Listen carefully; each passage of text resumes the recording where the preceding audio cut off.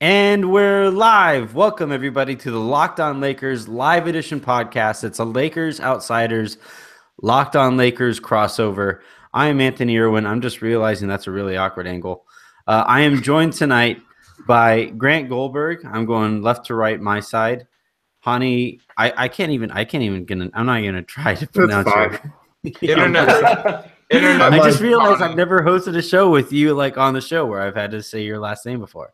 Basically, what you're saying is I'm a one-name superstar, like a Kobe, Lonzo, LeBron, Lonzo, yeah, Fabio. Exactly, Fabio. Except he just cut his hair, so it doesn't quite work. Oh well. And then the last guy chiming in there at the very end is Jacob. How are you going to be so rude? How's it going? Well, I'm out, guys. How's everybody doing? Never made. So the Lakers, the Lakers lose a. I'm not going to quite call it a tough one. I'm not gonna, I'm not gonna say it was frustrating. It would have been nice to beat the Warriors, given the setting. Steph may or may not have been dinged up, but he looked perfectly fine in the overtime. So I'm going to go ahead and call it a full strength Golden State Warriors team. And they took him to overtime, and they did that without Kyle Kuzma and with Brooke Lopez still being on milk cartons all across the Southland. So we're going to talk about that. Basically, the way today's show is going to go, we're going to start with Brandon Ingram talk. It may or may not feature a bunch of laughing at me. We are going to then go from there to some Lonzo talk. I would argue this was his best game of the season so far. We're going to then talk about Julius Randle, and that's going to lead us into a discussion about starters versus bench. And then finally, at the very end, we're going to widen the scope and talk about the Lakers as a whole on a wider scale. As always, right now you're listening on YouTube or wherever you might be listening. As always, you can find the show on Megaphone/Panoply, iTunes, TuneIn, Stitcher, Today's Fast Break, Spotify, Alexa, Lakers Nation, and Lakers Outsiders. I'm going to start with you, Grant. Actually, I'm going to start with all three of you. You guys have 10 seconds or however long you want to take to just laugh at me for my Brandon Ingram takes.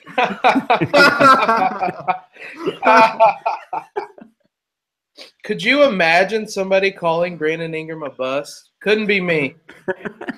In fairness, I never called him a bust. But so Jacob, I feel like you were the loudest, especially after the game on Twitter, about pointing out everybody who wanted to call Brandon Ingram a bust. So I'll give you the floor. Were you just wiping butter all over yourself throughout the whole game? How did you take in Brandon Ingram going for 32 against the defending champions of the National Basketball Association? My shirt was actually off, waving around my head, doing laps around the house. No, that was incredible. That was, by far his best game, obviously. And it wasn't even the points that was the most impressive play. It was the steal he had of Durant at the end he was just doing everything tonight. The Lakers were going to him late in the game. For the most part, he was converting. That was incredible. And he's 20. For a 20-year-old, ignoring all the people who may or may not have called him a bust. Just for a 20-year-old to score 32 points on the defending champions, on Kevin Durant, is incredible. Yeah, that last part especially stuck out to me. And, Hani, if let's say Brandon Ingram played for, I don't know, who's the Sacramento Kings, right? If he played for the Kings, he would be getting talked about in terms of not necessarily unicorn because he doesn't fit that prototype of player, but he would be getting talked about in a completely different tone than he has been recently, right? Yeah, he's a super unique, versatile player. I think actually the guy, he's not a unicorn, but the guy you can kind of compare him to is the guy that was taken one spot ahead of him, and Ben Simmons. Mm-hmm. He's a big dude who can handle the ball, who can score.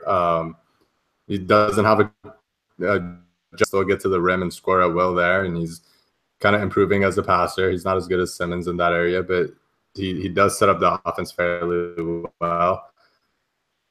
Does a lot of good things, and with the scrutiny, your game is under the microscope a lot more, and the negatives tend to shine more than the positives. Mm-hmm. But so far this year, outside of like a couple of games, he's been consistently great. And I was just on a different level where you kind of looked at him. And I think, at least for me, I think this was the first time where I looked at him and was like, this guy's going to be a future superstar.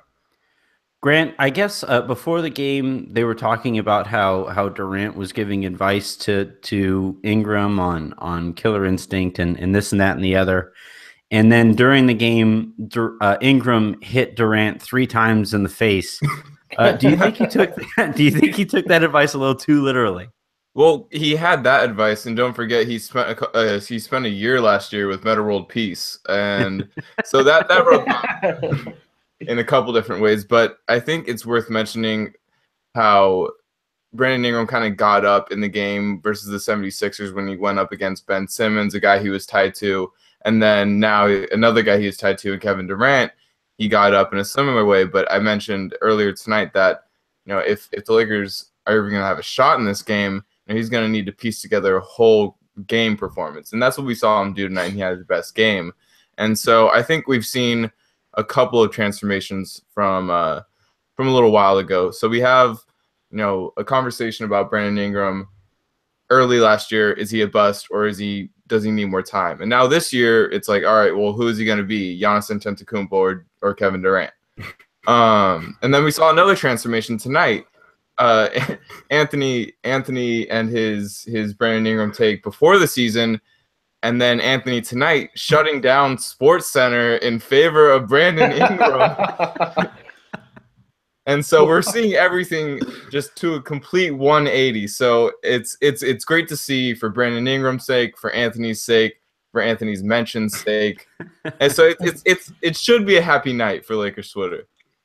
It is funny how drunk the narrative has been about this kid, right? Like, it's gone from he's definitely going to be a bust.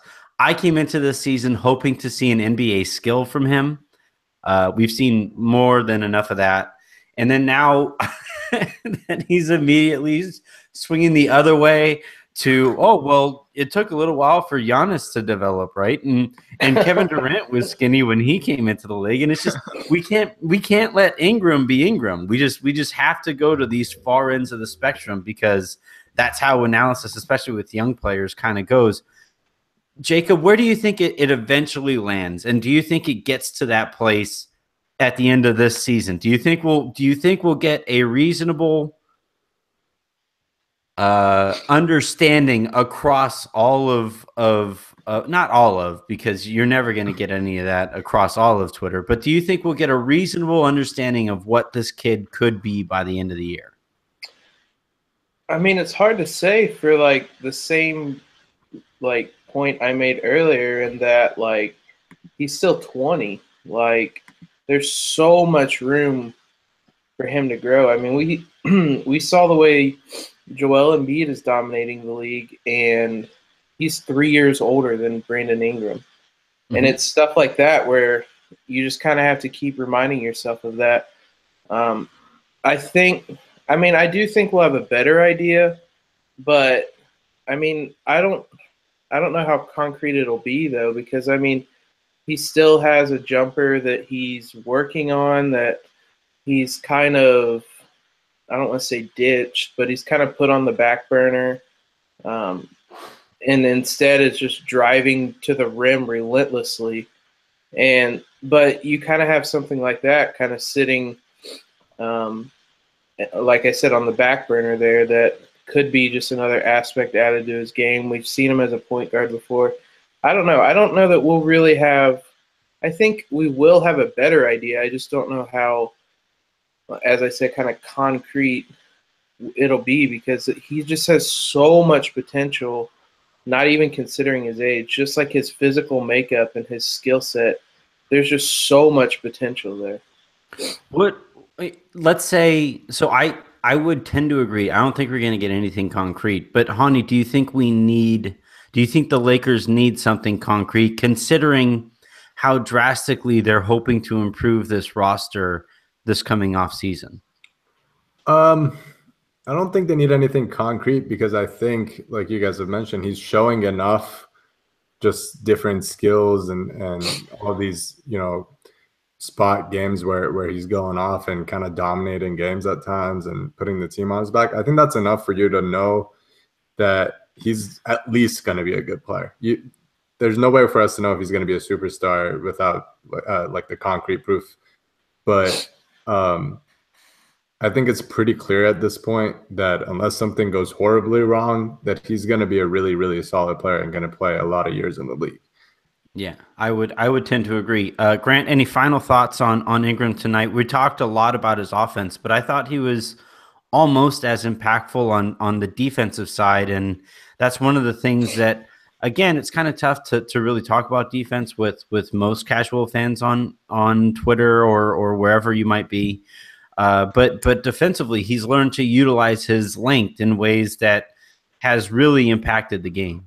Yeah, and like you said, it's hard to talk about defense in a capacity on Twitter with fans because they look at the points scored in the game and say, "Oh, no defense was played in that game."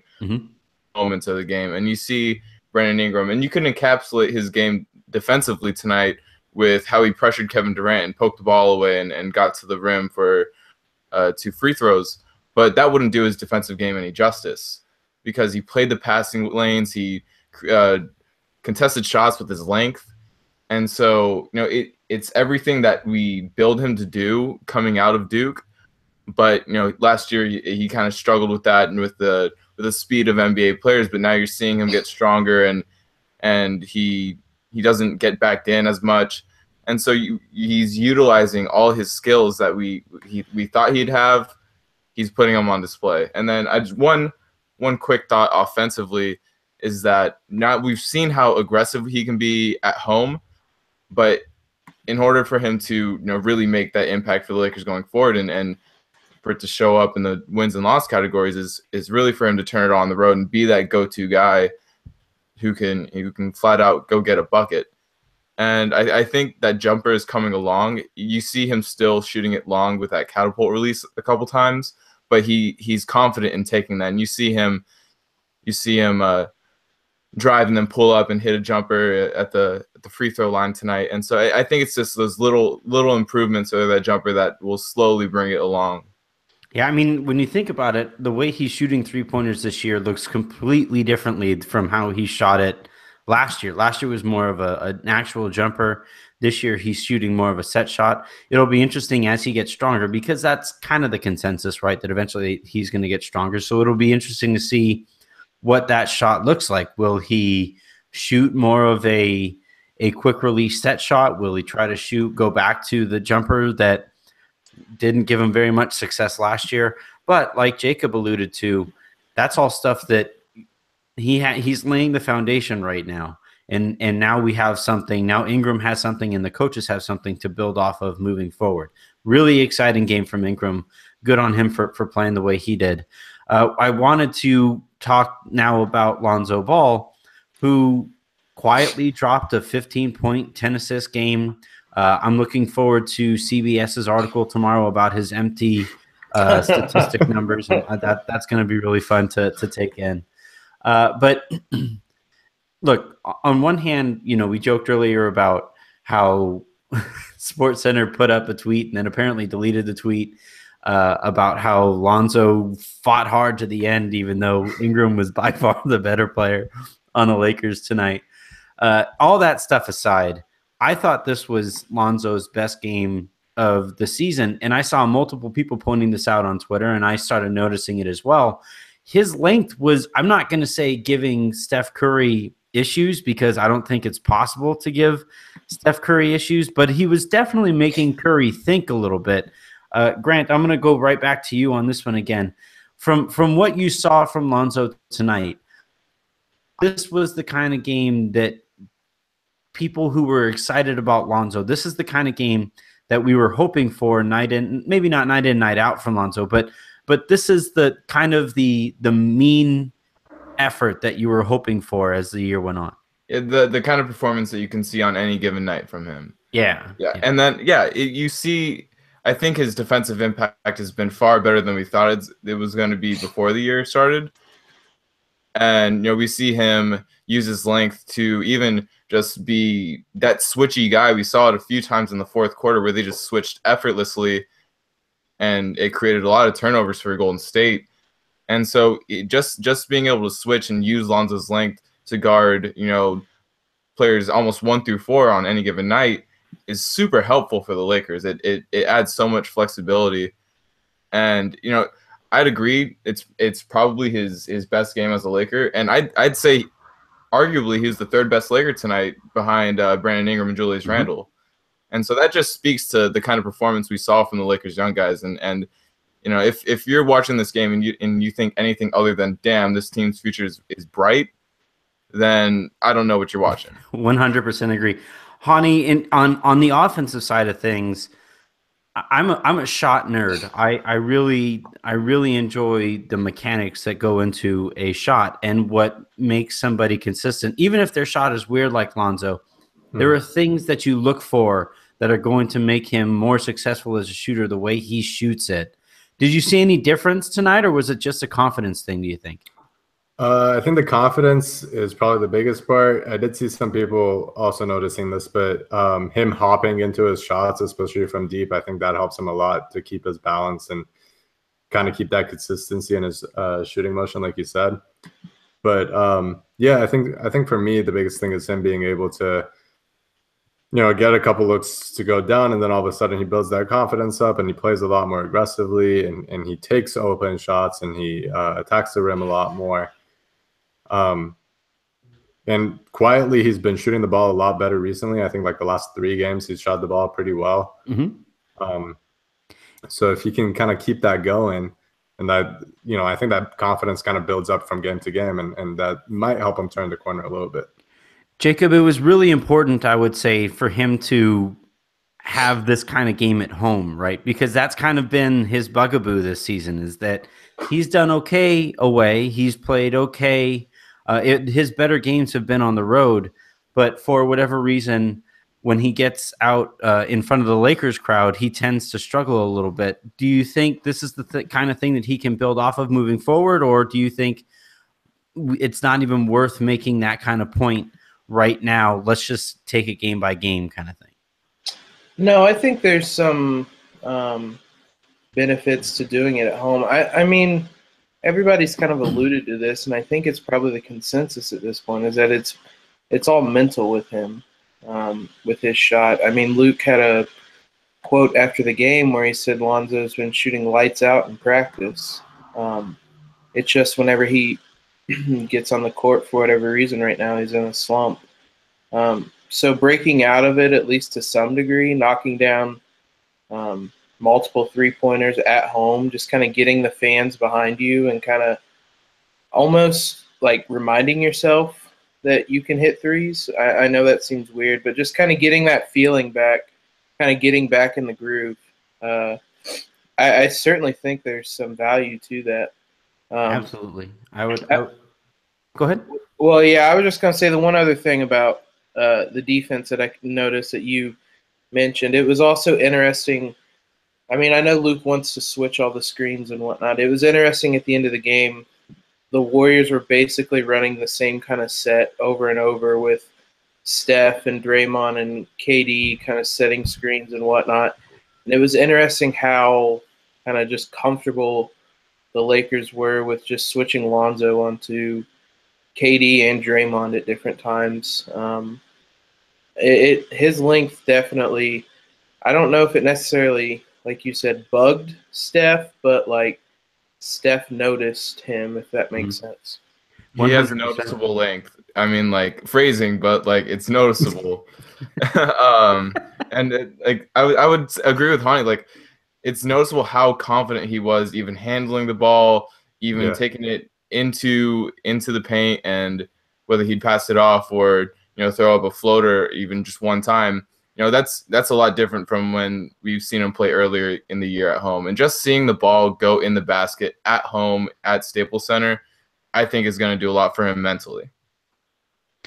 that was kind of the larger point that I took from this, is that he now has that in his back pocket. He can look to that success that he had tonight, especially against that team, and can kind of say moving forward, all right, I can those first, however many home games that he's played so far, just like Mike D'Antoni, it's a new season now, right?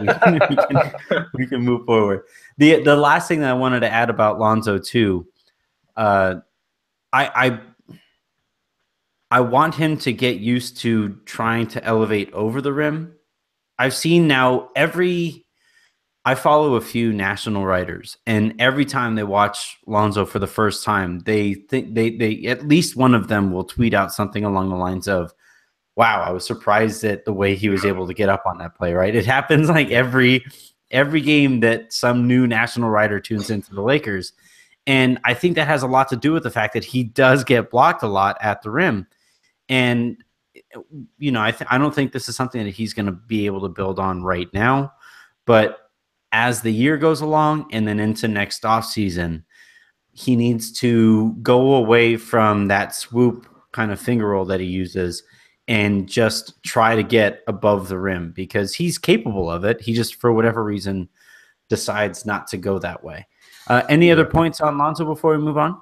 We see him go up to the rim, and he just needs to use that bounce, because we see it, and we saw multiple lob attempts. No matter how drunk they were tonight, we saw a couple lob attempts, and Lonzo, I wouldn't say effortlessly got up over the rim, but it looked pretty easy for him. Yeah. He just kind of floats up there. It's kind of cool to watch. I forgot. I can't lie. I was kind of filibustering to make a point when I started talking last time. But the one thing I did want to say and build off of Jacob's point, especially defensively, when you were talking about their comfort level switching and doing whatever, it's kind of insane that I was a lot more comfortable about the Lakers defensively against the Warriors than I was offensively down the stretch of that game. 100%. That's bleeping bananas. That's insane. Yeah. If you would have told me before the season that the Lakers are going to be in overtime against the Warriors and need stop bucket kind of situations, and I thought to myself, I think they can get a stop. I just don't know if they can score in the half court. I would have called everybody nuts. This is possibly also me having an incredible amount of confidence in my large adult son. But when Julius Randle was switched onto Steph and KD, both times I was like, okay, I'm not too worried about this matchup, where I would have never believed I would. And both times he forced misses. He forced a Steph air ball and he forced KD to miss. Yep. So it was just like that was bizarre. When they'd come down, it would be like, okay, well, we have a chance here to, if not, there were a couple times that they played good defense on KD and he just hit a ridiculous shot. Yeah. But I knew that they were going to play good defense. That is not something I would have ever imagined. I would have said. And I think a lot of it starts with Randle, and we've seen his transformation, not especially on the perimeter. I think that should be talked about a lot more. But even at the rim, he's blocking a lot of shots, and we saw him just deny Looney tonight. And he played Kevin Love-esque defense on Steph, and forced a bad miss on Kevin Durant. And so I don't feel like I don't hesitate calling him the second best Laker tonight. And this is a game where Brandon Ingram dropped 32, Lonzo had an easy 15 and 10. Even Jordan Clarkson had 17, 8 and 6. This was a great game from the young guys. Absolutely. I'm glad we were talking about Julius Randle, because that's the guy I wanted to talk about next. Hani, when you're watching Julius Randle out there, I had this conversation with somebody the other day, and he asked me who I think who above all the other players that the Lakers have on their roster I would choose to keep moving forward. And I said Ingram at the time, and then he said that his one of the other people that he had this conversation with said Randle.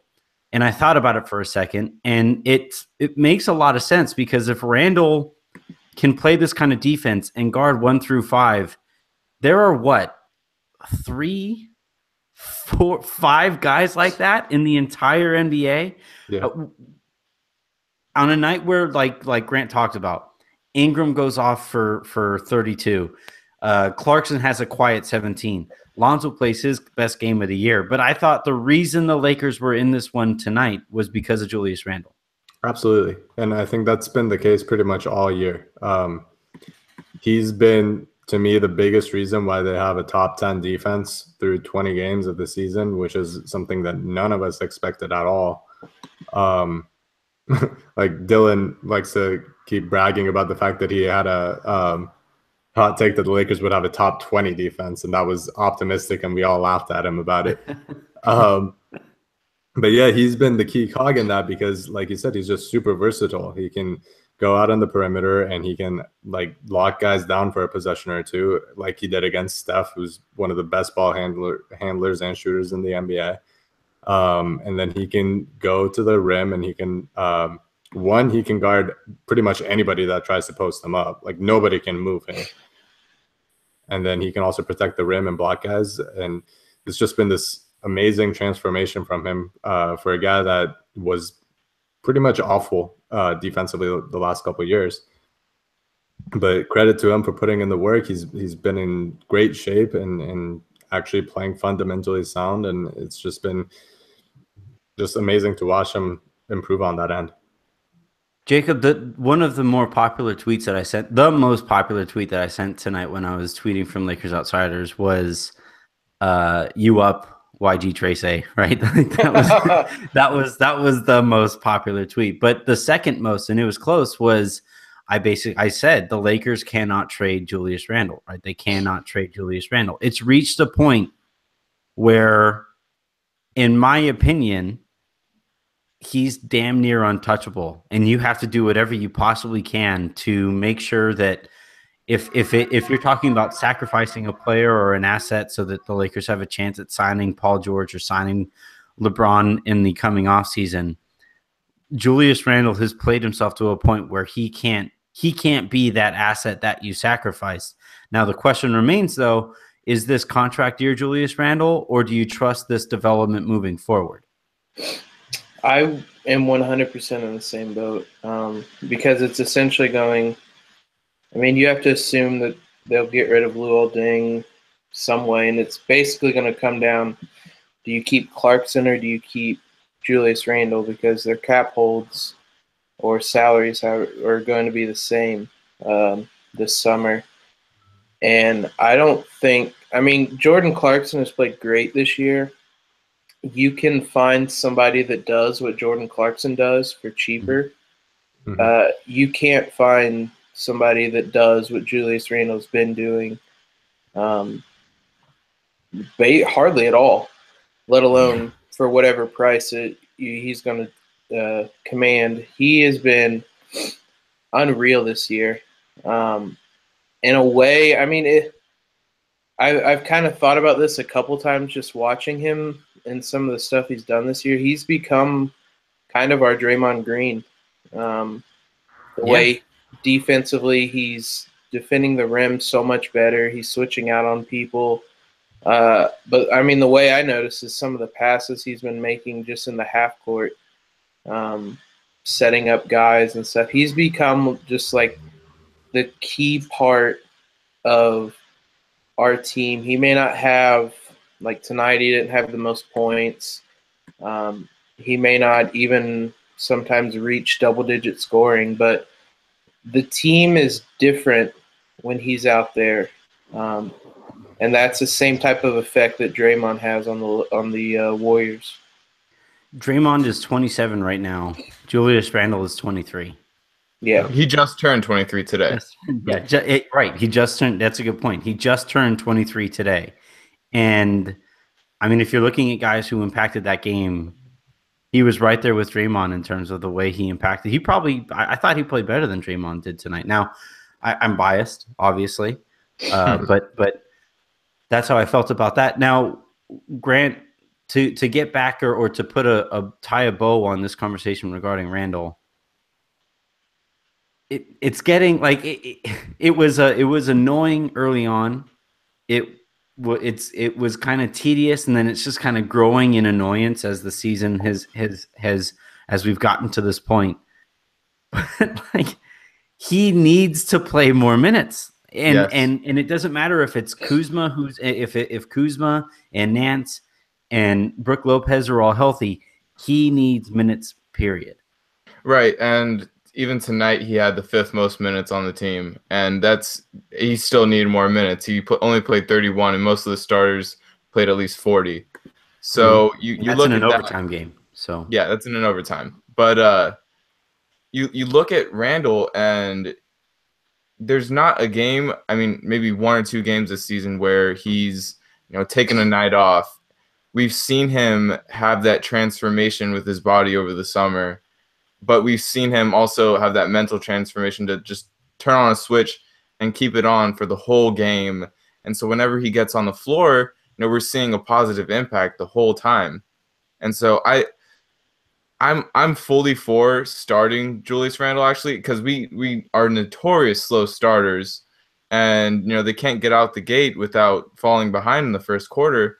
And we've seen now how that impacts their record. I don't know if it's more coincidence than it being a sure thing that they lose, but maybe having that energy and starting off the game with Randle on the floor might be a positive impact. That said, Randle is a fantastic small ball 5, and we see how versatile the defense gets. But anyways, I think that it was kind of a blessing in disguise that Kuzma had the back spasms tonight, because we got to see Julius Randle for an extended period of time. But any way you can do it, whether it be at the sacrifice of Nance's minutes, because when you look at it in these past 2 games that Nance has been back, Randle's outplayed him by a large margin in my mind. And even though Luke Walton wants to play favorites and say that the Lakers need to do the small things, and picks out the one guy that's known for doing the small things, and it's like hashtag do it. Yeah, no, it's disappointing to see that, and I know a lot of fans have been disappointed with Luke Walton. And I'm sure we're going to get into that later, but Randle needs more minutes. Period. Yeah, to get to I'm just going to add to this, to your point that you made a second ago regarding roster construction moving forward. The question becomes, I think we all agree that it's going to be really tough, if not impossible, to replace what Randle could become if he is this small ball 5 who can guard 1 through 5. Yeah. Mm-hmm. Do we think Josh Hart can become Jordan Clarkson? I would probably say yes. Right. He can Defensively, he's already, at least on par, if not ahead of him. Right. Yeah. So it becomes a pretty easy arithmetic to pull off there if you're talking about which direction the Lakers should go in if they have to clear off this cap space. Go ahead, Jacob, with the point you were going to make. Well, it was just building off the Randle needs to play more point. Tonight is only the 3rd time he's played over 30 minutes. And combined in those 3 games, he is plus 43. Yeah, he's a team high of plus 11 tonight. So if someone has Luke Walton's address, send it our way. We just want to talk. We just want to talk. we're not done. We know Luke Walton knows people. He brought that up last year against Milwaukee. We know he's got some goons waiting. So we're just gonna have a nice conversation and see where that ends up in getting Randle minutes. All right. So regarding minutes for Randle and the starters, there's a pretty damning stat of what should be a priority moving forward for the Lakers. Because look, Nance has brought it up. Walton has confirmed it. Other guys have brought it up across the roster. They are thinking playoffs with this team. And the Western Conference, which looked insanely daunting to start, right? Oklahoma City is underperforming. The Clippers are all dead. The Utah Jazz have not been what we thought that they might be. Even Denver has sustained an injury with Paul Millsap. So I'm not going to sit here and say that I would predict the Lakers could make the playoffs, nor would I even say that I would predict that the Lakers would be in the playoff discussion with a month left in the season. I think they'll be out of it by a month left in the season. But if this is a priority for them, they should really start looking at their lineup data and they should really start looking at this stat right here. And this is via our own Tai Long, who says, he winds up being correct. He thinks the Lakers are 7-1 in games that they led after the first quarter. The one loss came against the Raptors, so starts are imperative for him.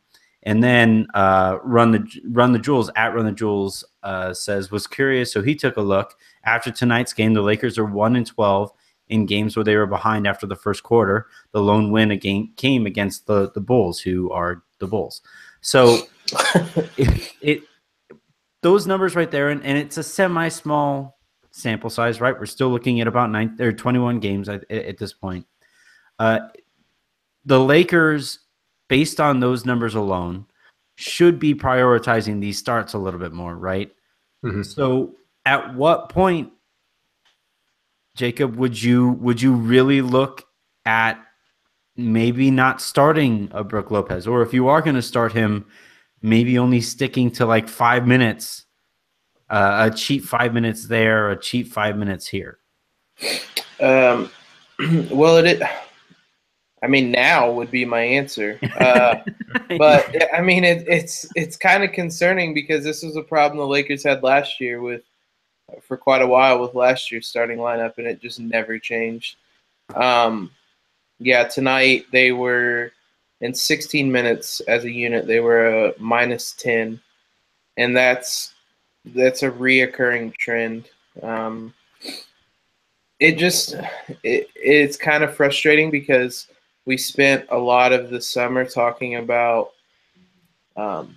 even just something like how good Randle and Lopez would be together, and then they just don't play together. Or we saw how good Kuzma was with the starters, and then he immediately goes to the bench, and it's stuff like that. So, I mean, as I said, something needs to change. I don't know if to me, Nance is probably the one I would take out, but they still kind of struggled whenever Kuzma was there. It'd be hard to bench Brook Lopez. Ideally, you'd probably start Randle and Kuzma, but you have to do something. At this point, you have what's essentially, it's 21 games now, so a quarter of the season, basically. I think that's a large enough sample size in this situation to say, hey, maybe switch up the starting lineup a little bit. Or maybe it's like Byron and he just wants a very specific 25-game sample size to figure out what, and then he'll just change the entire starting lineup. Not 24, not 26. Until Brook Lopez throws a shoe at somebody, like, we're gonna have to wait and see what they do with him. Hani, so I found it. One of the things that I was thinking about, given the team that the Lakers played tonight, was look, the Warriors don't start their best 5 players, right? They start Zaza Pachulia, who is widely renowned as garbage. That's almost all-star Zaza Pachulia to you. That's a good point. That's a good point. He's closer to being an all-star than I'll ever be, so I'll give him that. But the Warriors do not start their best 5 guys, but everybody knows who their best 5 is. That Hamptons 5 lineup, and it was kind of interesting.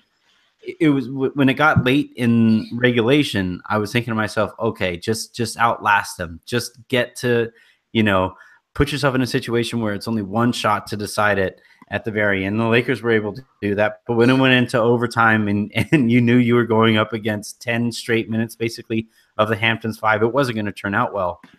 Mm-hmm. So if you had to go with, and I'm kind of putting you on the spot, but if you had to go with your Hamptons 5 lineup for the Lakers, which direction would you go in? I think the best lineup all year, and I think this is like eye test wise, I think it kind of backs it up, has always been Lonzo, KCP, Ingram, Kuzma, and Randle. And then on any given night, you can kind of change that up. If KCP is not playing well, you can put in Clarkson for him. If Kuzma's not playing today, I think the lineup they went with, that was their best one tonight, was Clarkson subbed in for Kuzma, basically, in that same lineup. So they went 3 guards, had Ingram as a 4 and Randle as a 5. Which is super interesting to watch. I like the lineup a lot. Yeah. There's a lot of ball handlers, a lot of good passers, and decent shooting. I think with the Lakers, their best bet is to have disruptive guys on defense that can create turnovers so that they can run and get easy buckets, because their half-court offense with any lineup just isn't going to be very good, even with the small ball lineup that has better shooting. Mm-hmm. So that's what I would prioritize. And like Brook Lopez, I think, is going to be starting for multiple reasons. One of them just being the politics of, a veteran guy and you don't want to piss off his agent, basically. And the other being that it's kind of tough to play like Randle as your center from the get-go, because it's just going to wear him out. Mm-hmm. So I don't know exactly how they could change the lineup. I think Nance is the most obvious answer, but you kind of run into some troubles with the rotation there too. I think, to me, I would maybe like stick with the starting lineup, but just be a lot more quicker on the trigger in terms of swapping Nance out and bringing Randle or Kuzma. Yeah, I would tend to agree, Grant. They just the roster is deep enough that there's no reason why the starters, if they are going to stick with these starters, should ever be last past the 7-minute mark. Yeah, no, I think that the Lakers should follow the Warriors example with how they handle Zaza Pachulia, and have them in for that first 5 minutes of the game and first 5 minutes of the third quarter, but then just use them sparingly. I mean, we saw Brook Lopez tonight. In 17 minutes, he was like 2 for 6 and was a team worst -15. His plus minus was ass. We see him, and that's the technical term, right? That's the analytical term. Right. No, I'm just I'm trying to follow the example set by our future president Joel Embiid. But we see Brook Lopez, and he, like, if he doesn't have that 3-ball, he doesn't really fit in with the starting lineup or any of the guys on the roster the way it's built, because this roster is built to run, and it's built to get these open looks and these quick looks and move around the ball. And if he's just setting up and shooting these 3-pointers and missing by a wide margin, the case slowly gets bigger to have him sit on the bench more. But like Hani said, there's politics in it, in that you don't want to piss off his agent, or you look at his contract and the piece they gave away for him for. So mm-hmm. there's multiple reasons why they're going to keep him in there, but every game you're seeing more and more reasons to have him play less. Yeah, it's tough because we're basically comparing Brook Lopez to Zaza Pachulia, right? Which is just rude, really. Yeah, it's just a dick thing to do. But given the roster construct, and like you said, Grant, like the one thing, it was about, I would say about 4 minutes into the fourth quarter, and the Lakers got to stop and slowed the ball down. And I was just going nuts at home because they aren't going to be able to score in the half court against just about anybody, let alone this Warriors team. And that's kind of what it turns into with the starters, is that you'd like to get out and punch whichever, Bobby Porter's, whoever you're playing, as soon as the game starts. And you're not able to do that because they play so much in the half court. And that's where I think that's, it's like you put it, Hani, that the eye test is matching up with the numbers, and we know exactly why that team isn't succeeding. It's just a matter of other people, Luke, figuring it out. Right. Speaking of the numbers, I mean, I pulled up the lineup that Hani mentioned. Has played 52 minutes. It was Ball, KCP, Ingram, Kuzma, Randle. Has played 52 minutes, and they have a net rating of plus 28.4. A defensive rating of 81.7. So I think, as you guys have said, I mean, ideally you start Kuzma, you start Lopez, and then after 5 minutes you pull Lopez, put in Randle, and then basically use Lopez as your next big man, playing with the reserves in the second unit. And he can still provide the spacing that Kuzma used to with the reserves and whatnot, and just kind of use them that way. Kind of just starter and name alone, and have Randle play the big minutes. Because that lineup, as Hani said, it passes the eye test, and I mean, 52 minutes. They've played in 13 games together, so I mean, they've played in a significant enough amount that the numbers back up what we're seeing as well. Yeah, it's not a matter of, to me, I've never particularly cared about who starts. Right? The Lakers, no, it's who finishes.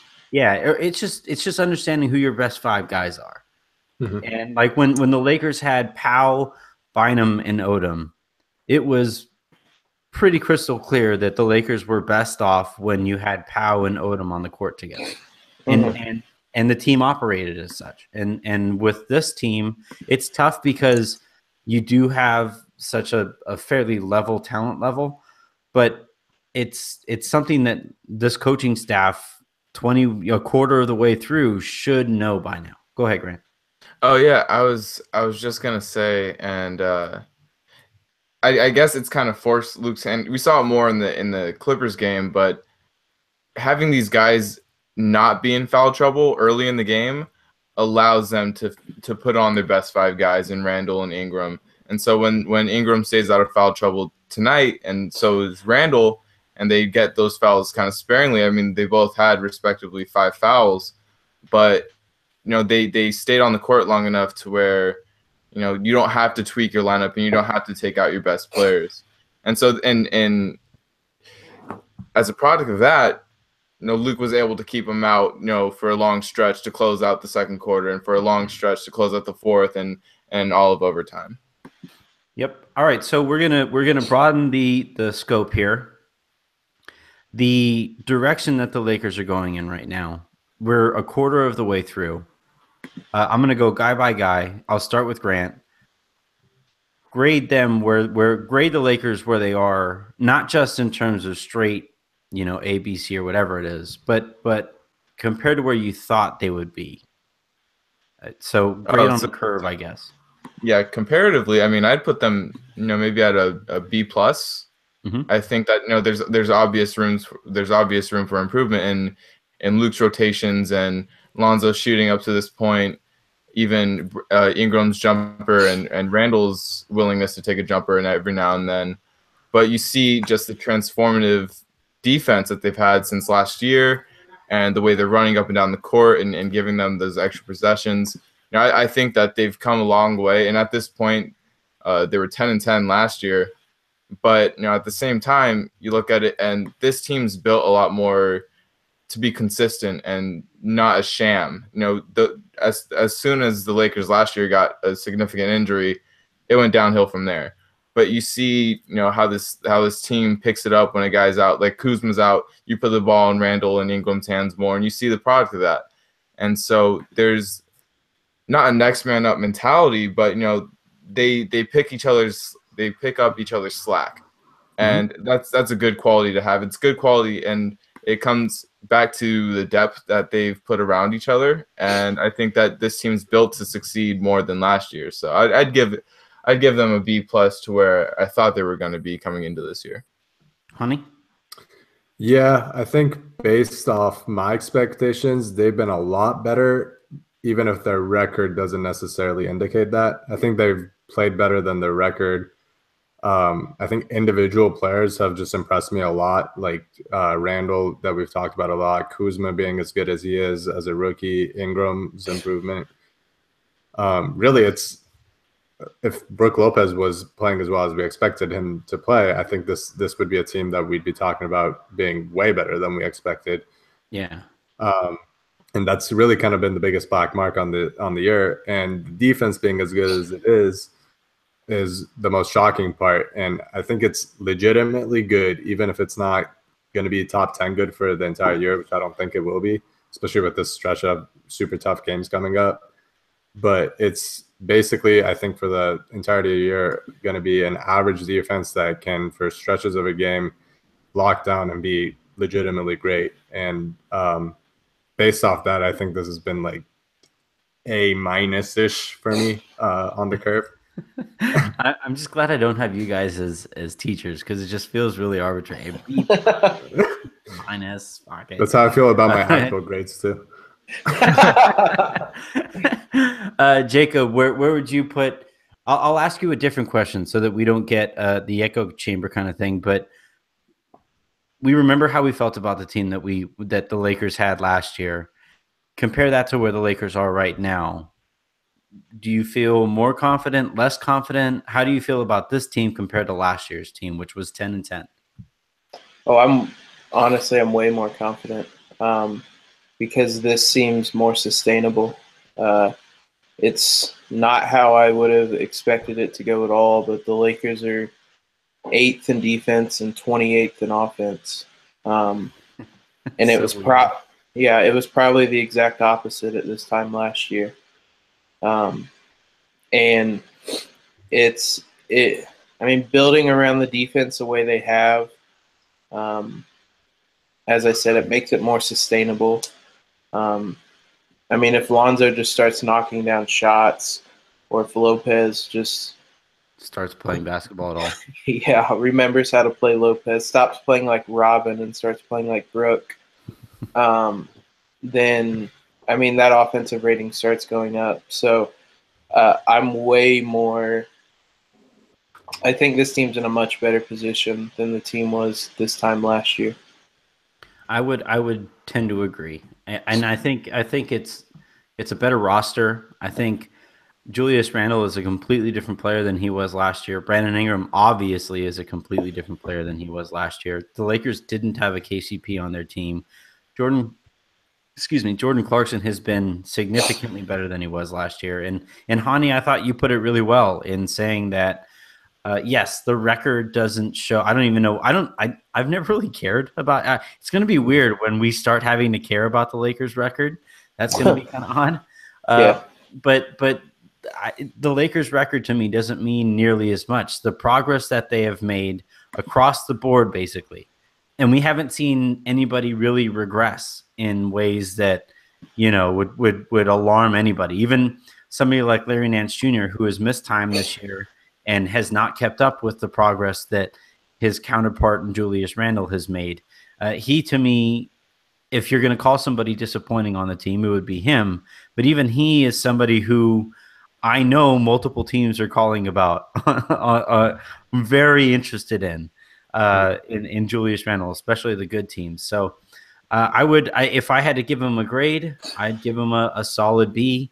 I would agree with what Jacob said about this team being better than last year's team and their success so far being more sustainable, even if it isn't as statistically as impressive as it was last year.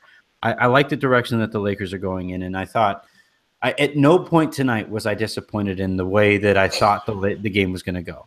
It was a fun game. They challenged the Warriors team, and they did that without their best scorer, and the Warriors were at full strength. So if I would have bet any of you a significant amount of money that the Lakers would find themselves in overtime in this game, nobody takes that bet, or everybody takes that bet, right? Well, they're really good for one win a year. Yeah. Maybe against a different team. We didn't have Marcelo Huertas this year, so I probably would have taken or wouldn't have taken the bet because he was the Curry stopper. But yeah, we were good for one good game against the Warriors. They'll come out and beat us by like 40 next game. Yeah, I wouldn't have taken the bet because I wouldn't have taken the bet because I don't have a significant amount of money. So. That's not how betting works. You just bet and then figure it out later. Man, Hani is not part of this big blogger brand lifestyle. Now, given that Hani's from Nevada, like he knows about loan sharks and stuff. You see how dark my apartment is? I'm actually being held hostage by a loan shark right now. Please send help. Well, best of luck to Hani in getting out of that situation. I'm Anthony Irwin. I was happy to be joined by Grant Goldberg, Hani, that guy from Twitter, Jacob Rude. Harrison was out tonight. He kind of late for a night at the day spa, but you do you, bud. You do you out there. He's out with draft-like symptoms. Do they have 24-hour day spas in LA? Oh yeah, yeah, I'm sure they do. I answered that way too happily. I'm going to get out of here before I wind up divorced. I am Anthony Irwin. Find the show on Megaphone/Panoply, iTunes, TuneIn, Stitcher, Today's Fast Break, Spotify, Alexa, Lakers Nation, and Lakers Outsiders. Thanks, guys, for tuning in. Thanks, guys, for hopping on with me. Fun game from the Lakers, and we'll be back at it again tomorrow. Shout out to Britney Spears. Why?